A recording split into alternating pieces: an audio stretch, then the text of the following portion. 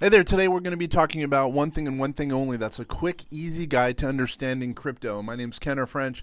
I run vastsolutionsgroup.com where we talk about tax, finance, and artificial intelligence to help entrepreneurs to lower taxes. And then you might ask, well, why talk about crypto? Well, crypto is something that's near and dear to my heart. I've been doing it for a while, though I've chickened out so many times about holding it, but then now I'm holding it long term. I think it makes a lot of sense to do so. But the reason we're talking about crypto, if you really think about it, nobody knows how crypto works in relation to taxes. And so we're going to talk about crypto, a little bit about taxes.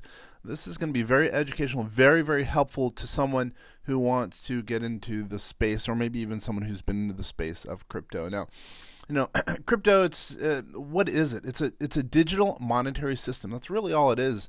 It's a little technical, but I'll even drill down a little bit more. Instead of dollars, the unit of currency it's referred to typically as Bitcoin, at least in this one specific instance that we're talking about. Like traditional money, crypto can be used to store and transfer value among other crypto users within that crypto community. Now, Bitcoin is considered a cryptocurrency using the generic term cryptocurrency. The currency utilizes something called a blockchain, which is a technology, and really it's a cryptography for management and creation of that currency and other currencies, which we'll get into. There's a crypto protocol, as they call it, which resides primarily on the internet. Now, it's possible to utilize the protocol on your smartphone, tablet, computer, and other computing devices, which is important to know. It's easily accessible to anyone with common available technology, especially nowadays. Now, essentially, anything that can be done with conventional currencies can also be done with crypto. It's possible to buy and sell goods, services, give money to other individuals or organizations, or even provide credit to others. Crypto can be bought, sold, and exchanged for other currencies. Now, Bitcoin, it's considered by many as the ideal. It's basically the primary currency. It's the one most people talk about, the bellwether, as it's called. It's secure, it's free from borders, very fast, generally speaking. And the nice thing is, it's a little outside the scope of compliance, and we'll get into probably in a little bit. Crypto, it's virtual. There's no physical crypto to be found anywhere in the world, typically. The cryptos are merely, it's an idea to convey value. It's basically an accounting scheme that's virtual on the internet. All that's required is that crypto users accept the premise of crypto. Interestingly, if you really think about it, it's a peer-to-peer system. The peers in the system confirm a transaction. There's no central authority, no computer server, no control point. It's all over the world. Anyone who has a computer really can determine what the value is based on what's happened in the blockchain, what's happened in the past based on the peer-to-peer system. Let's talk a little bit about the history.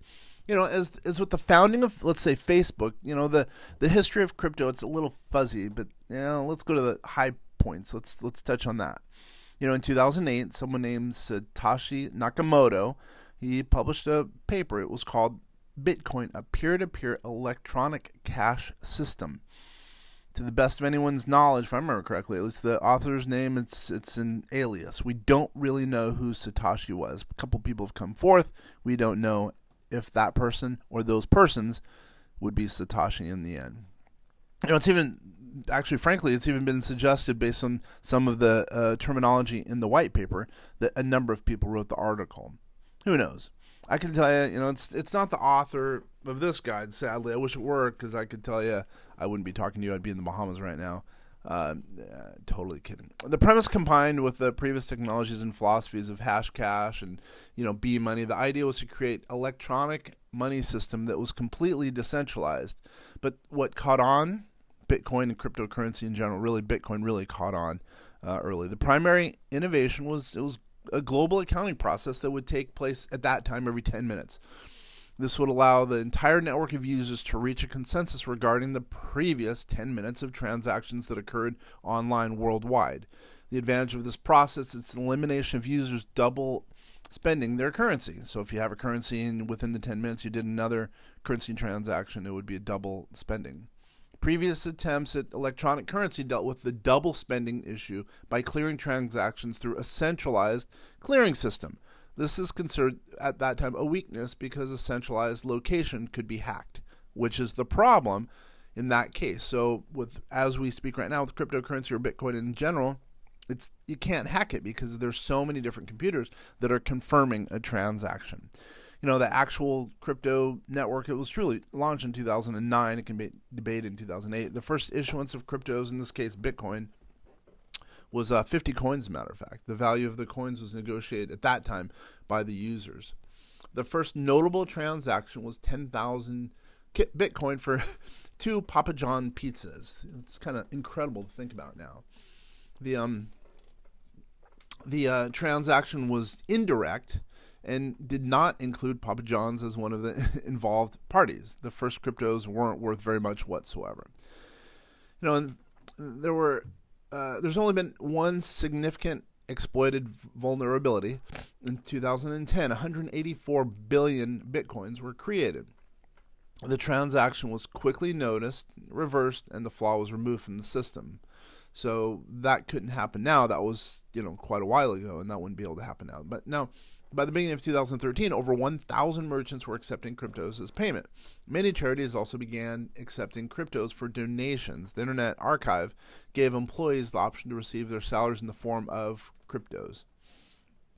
Bitcoin has ranged in value from less than a penny in 2008 when it started to, let's say now about $66,000 per Bitcoin. The value of the Bitcoin, it's really volatile. Now that's one of the downsides. It could go from, it seems like, 60,000 to 40,000 per Bitcoin in a fraction of a second. The first government seizure of cryptos occurred in June of 2013. The DEA seized 11 Bitcoin as part of the raid and listed the Bitcoin as a seized asset. Also, this should be noted, in 2013, Vancouver, Canada became the location of the first crypto ATM. In this case, it was Bitcoin.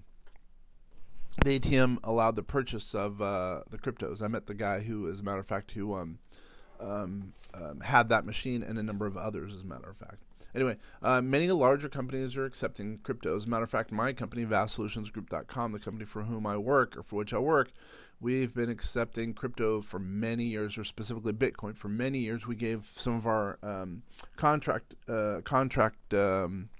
quote employees some Bitcoin as far back as I think it was 2016. Yeah, 2016. Cryptocurrencies have somewhat, they have a shady history in some cases. If you recall, this thing called Silk Road, it was basically a drug website, or anything illicit, really. I relied on the use of many cryptos, sometimes Bitcoin. However, the use of cryptos now, Bitcoin specifically, is becoming much more accepted, and even mainstream companies are now getting involved. Tesla, the list goes on. In the words to cap that, in the words of Peter Thiel, I should say, the co-founder of PayPal, I do think Bitcoin is the first encrypted money that has the potential to do something like change the world. So that's just a little kind of a taste of cryptocurrency. What is cryptocurrency? Kind of helping to understand what is cryptocurrency. Because as I state this, in today's world, cryptocurrency, or Bitcoin specifically, is going to be a force. It's going to be a mainstream force, and all people are going to be using it in some form, shape, etc. It's only been around for a short time. It's going to be interesting to see what happens going forward. Once again, my name is Kenner French with vastsolutionsgroup.com. If you have any questions about cryptocurrency, Bitcoin, taxes, as it relates to Bitcoin or asset allocation, how much Bitcoin you should have, because we get that question on a daily basis, please go ahead. Check us out on the web at www.vastsolutionsgroup.com. Thank you so much for taking the time to listen to this podcast. Have a great day.